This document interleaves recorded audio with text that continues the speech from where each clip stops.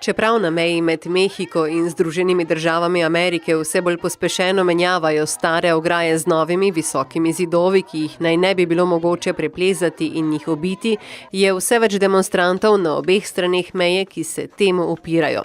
Obenem pa odločno podpirajo tako priseljence, ki so že na drugi strani meje, kot tudi migrante, ki to šele skušajo narediti.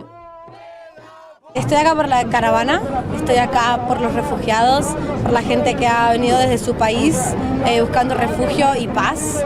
Estoy acá para apoyarlos y demostrar que ellos no están solos y que tienen a alguien que los está viniendo.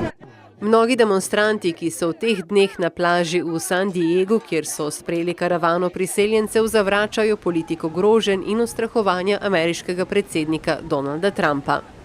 Yeah, well, I mean, it's just outrageous that the president's even making comments about a caravan of women, children, and families that are fleeing violence in their home communities. We have, I think, a legal obligation to at least hear these claims of asylum. So the way that he's used the caravan to stir up anger, hatred, and racism in the far right, it's concerning and it's offensive. Še bolj čustvene nagovore pa so ob tokratnem protestu imeli priseljenci sami ali pa njihovi potomci, torej prav tisti, ki se jih Trumpove grožnje najbolj dotaknejo. Lastimosamente este presidente no tiene corazón. Este presidente es un diablo.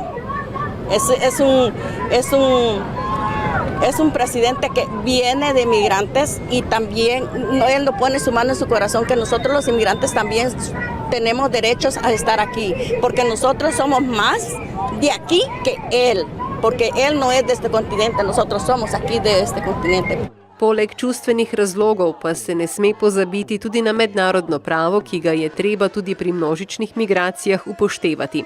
Migranti namreč pričajo o smrtnih grožnjah lokalnih tolp, o umorih družinskih članov, posilstvih in političnem preganjanju. Vse doživljajo doma in na poti. These people have come from Central America. They are fleeing really for their lives. And we are a country which has a long history, a very mixed history, but a long history of receiving people. And I'm very worried about what's going to happen to them when they attempt to apply for asylum when they cross the border, because they have the legal right under international law to do that. Ameriški obmejni organi so izjavili, da so nekaj ljudi, ki so povezani s karavano, že ujeli, ko so skušali skozi mejno ograjo priti na drugo stran. Trump je prisilil Mehiko, da migrante ustavi tudi zaradi novih dogovorov o severnoameriškem sporazumu o prosti trgovini.